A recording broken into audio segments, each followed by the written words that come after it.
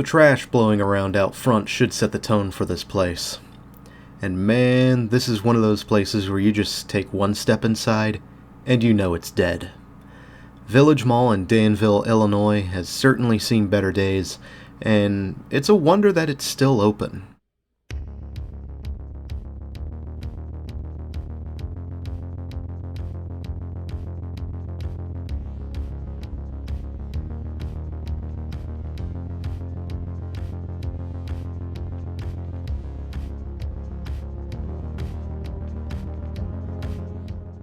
Research on this particular mall wasn't particularly great, so bear with me in the event something is amiss.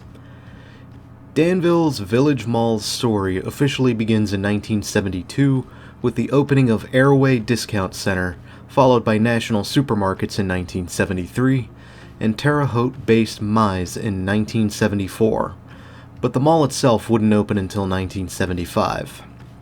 While the mall did get off the ground with independent businesses and would remain a staple of the region, the developer behind the mall, Gene Stunkel, would run into legal issues in 1978, having not paid various companies and creditors for reasons that included bad workmanship, price disputes, and incomplete work. Allegedly. The lawsuits levied against him happened at a time in which he was running for Congress, and this likely contributed to what was described as a disaster of a campaign. Stunkel was reportedly so mortified that he left the state entirely before returning to life as an entrepreneur in Florida.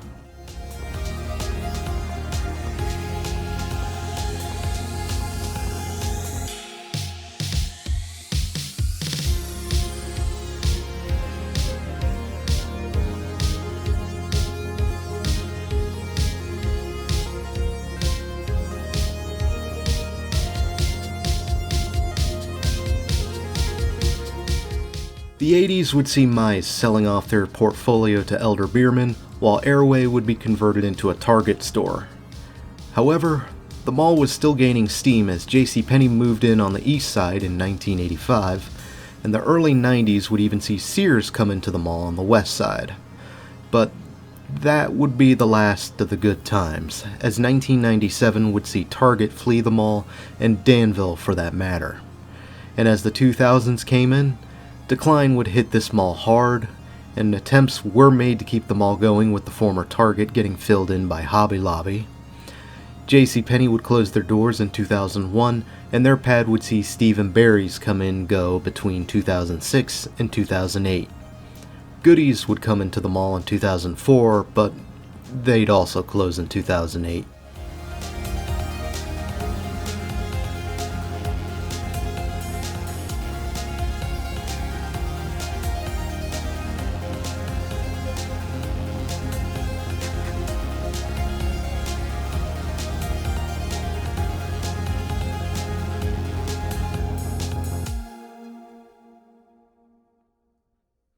2010 would see things go from bad to worse, as the last food court tenant would close their doors and would lead to the removal of some very colorful neon in the space.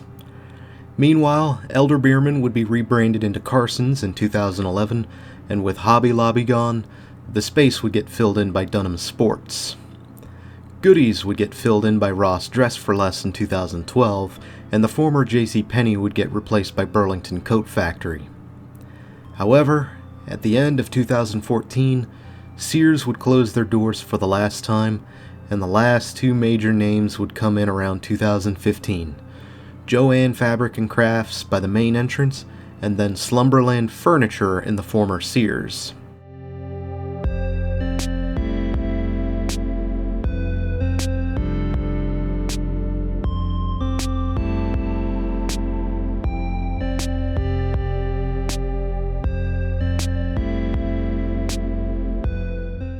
While there was a reported bump in occupancy over the 2010s, it was ultimately a flash in the pan, and Carson's parent company, the Bon-Ton, would liquidate all assets, including Carson's, over the course of 2018. Even the movie theater would end up closing at the end of 2022. And today, well, there's really not much to speak of. The mall going towards Carson's and Sears is closed off, and the mall itself seems to only exist for access between Dunham's, Burlington, and Joanne, with the only inlines remaining being City Trends, Bath & Body Works, and Hibbett Sports, and maybe one or two local businesses. Meanwhile, Ross, Shoe Sensation, Slumberland Furniture, and County Market are outdoor access only. The website still lists stores that have not been open for some time, and even uses outparcels like Buffalo Wild Wings to pad their directory. But in August 2024, new owners would be announced for the mall, Beyond Bankard based out of California, with CEO Jimmy Verk announcing plans to invest in and revitalize the mall, intent on bringing in new tenants and reopening the theater. Curiously, while rumors of the mall's closure circle around, it appears that they have not made any announcement of closing the mall, at least not yet.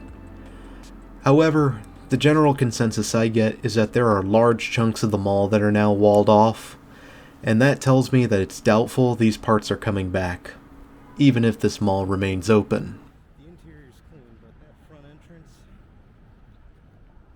Get your shit together. Until next time, Danville, Illinois, this is Doomie Grunt wishing you, and the Village Mall, farewell, and good luck in the future. You're gonna need it.